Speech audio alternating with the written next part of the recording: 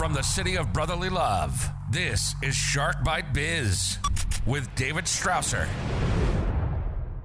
You made it to the Season 8 debut of Shark Bite Biz. I'm your rockstar wannabe host, David Strausser, and this is your place to learn how to grow a business during complete global chaos. As always, this episode is brought to you by our amazing sponsor and SAP and Acumatica Gold Partner, Stellar One Consulting. If your business is running on QuickBooks, Excel, or some other antiquated solutions, let's automate that stuff. Stop living in the past, live in the future. AI is here. Let's automate everything. Automation, automation, automation. Let's do it. Reach out to me, David, at sharkbitebiz.com, or go to stellar1consulting.com or stellar1.io. Now back to today's episode. We're going to kick off Season 8 talking about SEO. So who do we have today? None other than David Kaminski. In an online consumer landscape where everyone is scrambling to rise to the top, there is one man who has uncovered the secret behind your company's visibility, David Kaminski. With over 2 decades of experience, David has firmly established himself as a thought leader in the industry. He's not just an expert. He's a trailblazer and a leader in the field of SEO. So hey, without further delay, let's kick off Season 8. Let's bring Dave right on in here. Business strategy. Dave, welcome to Shark Bite Biz. You, my friend, you just became Shark Bait. I didn't know it was going to be Shark Bait. I guess that's good news. That is good news. That is good news. So we have a tradition on the show. First off, love your name, by the way. The Dave part of it, at least. But we have a tradition on the show. The very first question we ask every single guest: what's your background? What do you do for a living? How'd you get there? What's your experience? Basically, in a nutshell, what makes Dave Dave? All right. What makes me me? Well, my wife calls me a rocket ship that she tries to hold on to. I don't view my life that way, but it's kind of the compliment. I'm always thinking and creating new ideas and ways to, I guess, be successful and do different things in life. Life is fun. I wake up every day. I just want to go get it. I started in the window cleaning industry. It's weird. I went to college for computer information systems, and I should have stayed in that niche, but somehow I started cleaning windows in college, and I started my own businesses. And eventually I grew them. I still own them, but I don't run them. They grew into the largest in Arizona and Colorado, which is cool, but I always wanted to get out of it and get back into computers. So a couple of years ago, I created a company called CollAborate. And what we do is we actually connect people in similar industries together. And quick question. Sorry to interrupt. Did you sell the window cleaning business, to be clear? No, still own them. People ask me every week to sell. I have buyers lined up they're always asking me to sell it. So wow, that's crazy. Kudos to you to hold on to that. We've had people on the show that I couldn't believe. Like, he was telling me that, my dad told me I had to start working at like 16. Here's a lawnmower, start cutting grass. And all of a sudden, 10, 15 years later, it was worth 20 million, and he sold it. And now working on a second project after being retired after a few years. So those kinds of stories always kind of amaze me. That's why I was asking. But go ahead. No, it's a good question. I had a really good friend who sold their business in Madison, Wisconsin, not too long ago. And my wife and I went out for dinner with them, and they have a second place here in Arizona. And they're like, you know what? There's always buyers. Like, don't be in a hurry to sell. It is a business that runs completely on its own. I show up once a week for a level 10 meeting, and I'm not really involved. I just kind of listen in, but it's a beautiful thing. Like, I don't have to run it. So one keyword there, you said a level 10 meeting. Okay. We have level 10 meetings where I work. But what would you describe a level 10 meeting? EOS traction is at the same level 10. So we go over kind of wins for the week, and then we go over our numbers. So our KPIs that we want to measure on a weekly basis. Our dashboard's kind of cool. If it's green, it means it's good. If it's red, we're like, what's going on there, right? So then we kind of, as a team, we figure out why that number is red. just measuring everything. So basically, it's just, going over your KPIs and making sure that they're in line with your business targets, your business goals, all that stuff. And that's kind of what you consider your level 10 meetings. Correct. That's pretty cool. Yeah, and as a whole, so I have my management staff from Colorado on there, from Arizona on there. I have a couple different cities in Arizona, so we have other people showing up. But sometimes I I have an office up the road. I never go there because I don't get anything done. But every now and then I'll pop in the office. But usually I'll do it from here. So much easier to work from home. Oh yeah, so much more productive. And when you do it on a weekly basis, you have 52 opportunities to steer your ship in the right direction. If you do a meeting once a month, well, you're only looking at your business 12 times a year. So level 10s are really, really powerful meetings. And I love it because it gets the entire company working towards the same goals. Yep. Okay. That's pretty gnarly. Let's continue hearing about how you started with your current company. So my window cleaning businesses, I grew them all. And I haven't spent any money on advertising. People are like, what? You didn't spend money on advertising? Like that's bad business practice, right? But what I figured out how to do, and I surrounded myself with some of the best guys in the SEO world. SEO is like a curse word. I know people hear that. It makes people cringe when they hear SEO. I know. Because you get so many spam emails on SEO. I swear I get like 10 of them a day. Oh, all the emails. Yeah, it's disgusting. So I named our company CollAborate. It doesn't say anything about SEO because essentially we don't really do, it is SEO, but it's not like traditional.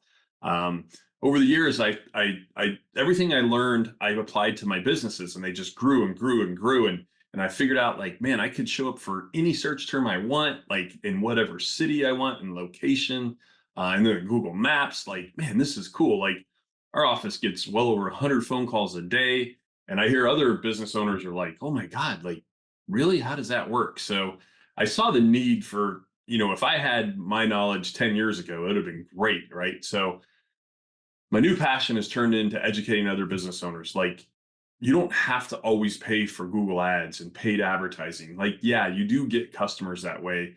But if you're showing up organically, that type of traffic coming to your website or your business is so much of a higher quality traffic. We just had that same discussion this week, like around, because I wrote on Forbes, and then, they're like, well, how many leads do we get directly? I'm like, well, I don't know how many we've gotten directly, or because the way that the Google algorithm works. And when you have the backlinks, a site as powerful as Forbes.com, I mean, that's really giving us boosting in the search rankings to where people are able to find you a lot easier, because marketing, SEO, stuff like that, in my point of view, is a little bit of a black box. Like it's kind of a little bit of this, a little bit of that, and it's hard to tell sometimes what exactly is working and what isn't working. It's cool that you say that, because I always describe it as everybody's like, it's kind of voodoo, like voodoo economics. Voodoo economics, there you go. Yeah, so I noticed about 2 years ago that Google wasn't really focusing too much on backlinks, and it was more on content. So our company's more of a content company than like an SEO company. And I literally figured out ways where I could program my website to show up for a near me search term. And it was funny because I was doing a convention in Orlando, Florida. I was speaking at a RoofCon convention, and I had a room full of roofers, and I showed them. I'm like, look, go on your phone right now and search this search term near me. And people who are in the audience were searching, and my company in Arizona was showing up #1 in Orlando. And they're like, how in the hell did you do that? And it's eye-opening, because like a near me search term doesn't mean you're actually near me. It's actually just a search term. And Google uses other things, other key indicators on your website and your blog post to get it to show up where you want it to. It was kind of funny. Like I've spoken a lot of conventions and public speaking. And that one was pretty cool because they only gave me 45 minutes to speak, and I was trying to speak fast and trying to get through my presentation. Kind of like this podcast. Yeah, like my podcast. I'm going to get through this. And I didn't get through the whole presentation. And I was like, okay, if anybody has more questions, me and my team will be out in the hall. And I walked out in the hall, the entire room came out. And the next speaker was standing on stage like, where the hell did everybody go? I felt kind of bad, but it was one of the coolest things. That's crazy. Yeah, so I created CollAborate, and a couple of years ago, I realized that content and the way you put the content on your website literally drives traffic so much better than paid ads. Paid ads, you stop paying for them, and then guess what? You're done, right?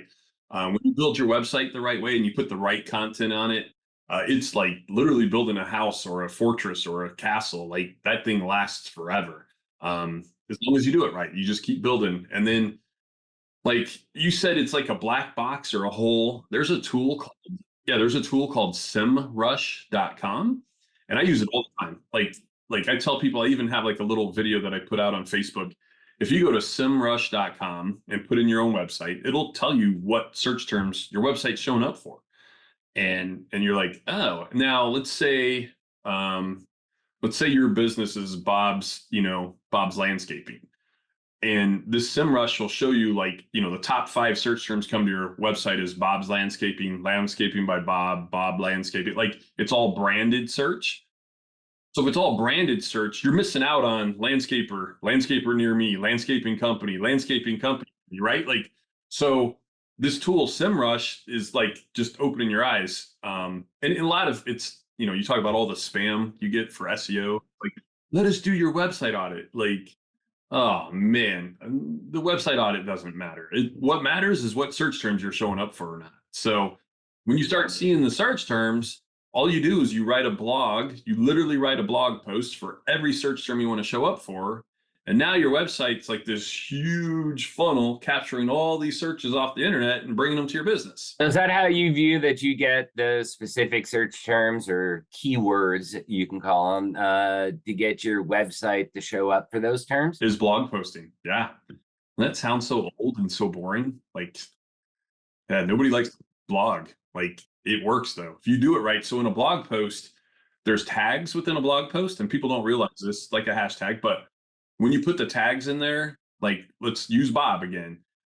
If he did a landscaping company near me is the title of your blog. When you talk tags, are you talking like meta keywords, or are you talking tags inside of the post itself? Meta keywords. So in the blog post, usually like if you have a WordPress site on the side, or if it's like a Wix website, down at the bottom, it'll ask you to add tags to your blog post. So if you want to title the blog post like landscaper or landscaping company near me. So that's the title, and that's the search term somebody's going to search. So you title your blog post. You don't title it 5 mistakes homeowners make when they're doing their own landscaping, because nobody searches that. Like, that's so boring. Nobody searches that. Nobody cares the 5 mistakes homeowners make. Like, I just want to go find the landscaper, dude. Like, that's my least favorite job in the world, especially in Arizona where it's so hot. So yeah, in the tags are powerful because people don't realize that's what you're telling Google what this blog post should show up for. So you should tag it landscaper near me, landscaping company near me, landscaper in what city are you in? I'm in Philly. It's always sunny out here. Philly, right? Landscaper in Philly, landscaping company, Philly. Like, so you put the tags in there so Google's algorithm knows, hey, when this search term searched, I'm going to let this blog post show up. Now it's probably not going to show up number 1 right away. And there's other methods to get it to climb up to the top. One of the methods is putting some content on your homepage of your website and putting a link in there to your blog post. So is that also the same way that you got, Google Maps to show up for certain keywords, like when you were down there in Orlando? Yeah. So Google Maps is a different story than blog posting. A different beast. Yeah. So for me to get my company in Arizona to show up in Orlando, it's kind of funny. I show up number 1 in LA and Las Vegas too. And this is for a piece of equipment that I rent in my company. We literally take it to those cities. But to show up for a near me search term or something as a blog post. Now, showing up in the Google Maps is a whole different animal. The maps are really good because if people see you on the maps, they're like, oh, this guy's got 5-star ratings from like 400 customers. They just hit call. So showing up in the maps is a different algorithm. Okay. That makes a lot of sense to me. How do you know, like, as far as your, we already kind of talked about this a little bit, but how do you know what search traffic your website is showing up for now besides the tool because I assume the tool you told us isn't free, right? Yeah, there is a free, like you can do 5 searches a day for free on it, and it'll show you the traffic coming. So SEMrush, I don't know what it costs. There's another tool called ahrefs.com. Or if you just have simply Google Analytics or Search Console. Search Console is fantastic because it's a tool from Google, and it'll show you all the search terms that your website's showing up for, and then it'll show you all the search terms that people actually clicked on to go to your website. But the biggest thing I realize is, and if anybody's listening to this, I'm sure a lot of people are listening to this, but what people don't understand is there's an exact way to get your website to show up for any search term you want. So if you want to show up for a landscaper near me, or even we work with a lot of dentist near me, roofer near me, whatever it may be, there is an exact way to code your website, and it's not that difficult. We even have a how-to PDF on our website that people can download and do it themselves. That's awesome. My father had a construction company back in the day, contracting company, and he focused on roofing. So when I came in to help him for a little bit, one of the first things I was like, well, we need a website, but let's go with the vanity website. Let's go with paroofer.com. And back then, you're talking 2003, rural Pennsylvania, that was gold, because then people would be searching like PA roofers, and it's like there, paroofer.com. It was easy. Now it would be a lot more competitive, a lot more harder than just doing that. But that helped us, 20 years ago. Oh, it's changed a lot. It's changed a lot in the last 2 years. Yeah, it's changed a lot. But yeah, PA, you just used to be able to get the website, what people were searching and stuff. The other part of our CollAborate is the collaboration. We named our company CollAborate because what we do is we want to work together, right? If let's say your dad was a roofer, and we have 30, 40, 50 other roofers that we work with, we use everybody's website to promote the other roofer. So like I said, I own a bunch of window cleaning companies, but if I put some content on my window cleaning website and wrote a blog post and talked about your dad's roofing company, Google doesn't care. It's going to hurt him and it's going to hurt me because we're in different industries. However, if you have a roofing company and 10 other roofing companies that are talking about your dad's roofing company, let's say your dad did a blog post that said roofer near me, and then we took 10 other roofers that also had blog posts talking about roofers and roofers near me, and they were linking to that blog post of your dad's, it's going to start jumping up to the #1 spot because all these roofers think your dad's an amazing roofer. And Google, wow, all these roofers, that's amazing. So that's the part of the CollAborate that we're kind of the middleman, and we help connect these other businesses. So you mentioned a little bit ago, like the algorithm change even just 2 years ago with Google. What kind of changes did they do? I know what they are, a lot of them, what they are, but I'd like you to explain to our guests how some of these changes are and how it's impact how SEO operates today. I mean, it's no secret. Many years ago, it was about how many links you had coming to your website and your domain authority. You can measure your domain authority on like ahrefs.com or moz.com. But I have a really good friend who's in Florida, and his website had 55,000 backlinks coming to it. He has a domain authority of like 60 out of 100, which is really big. But he shows up for like 12 search terms. So Google literally has almost ignored backlinks over the last few years. Now you want backlinks from the right places, which are like trusted authorities, like the Better Business Bureau, Chamber of Commerce, right? Everything that's like Google Maps. What about something like I brought up before, like Forbes? Forbes is an established authority, absolutely. No, I don't know how much Forbes would help like a window cleaner, but somebody, related to Forbes a little more, it probably would still help. But Google really doesn't take that much authority on that anymore. Google, what they want your website to inform your customer to make an educated decision. Also, another secret that we do, I don't share this too often, but this is super powerful. If you were to go on Google and search like how much does a new roof cost, right? That's a question that people ask. And you'll see a people ask little bar, and it'll come up with all these little questions. And if you click on one, more opens. You click on one, more opens. Take those exact questions and stick them on the home page of your website. And why do I say the home page? The home page has the most power and authority in your website.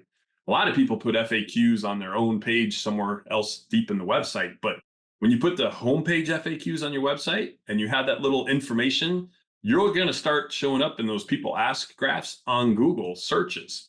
So it's funny, a lot of our clients show up in the people asks all over Google. It's because we coded the website the right way.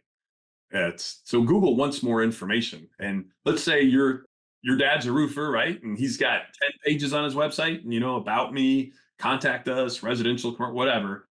But his competitor has 60, 70, 80 pages talking about roofing material, roofing tools, the process, inspection. Like, they've got way more content and information. Google, That was our site. yeah, Google's going to naturally love them a lot better. Okay. So what are transactional search terms and why are they the best? Those are my favorite search terms.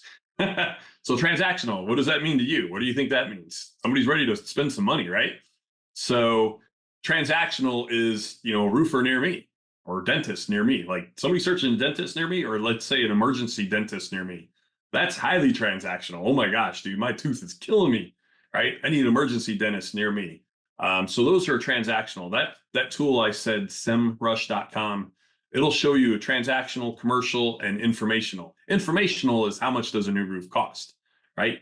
Yeah, somebody searching how much a new roof costs, they may or may not be ready to buy, but somebody who's searching emergency roof repair or storm damage roof repair, that's a transactional search term. So my philosophy is go after the transactional search terms, because then you're getting people coming to your website with intent to buy. Okay. Any other secret tips out there you have for our guests? Anything, because we've covered a lot. This is like drinking from a fire hose. And thank you for all your intelligence and your secrets that you're sharing with us. But is there anything else you can think of that we haven't gone over that's important for our guests to know about? Yeah, absolutely. If you have a Google business listing, to show up in the Google Maps, there's a couple real key things that move your Google Maps. One is a lot of photos and have them geotagged in areas you work. But another is putting the services you provide in the Google business. And then Google business allows you to build a little website. And within that little website, you put in all your search terms in the Google business website. So it'll be like, Bob's Landscaping business is the name of the Google business website.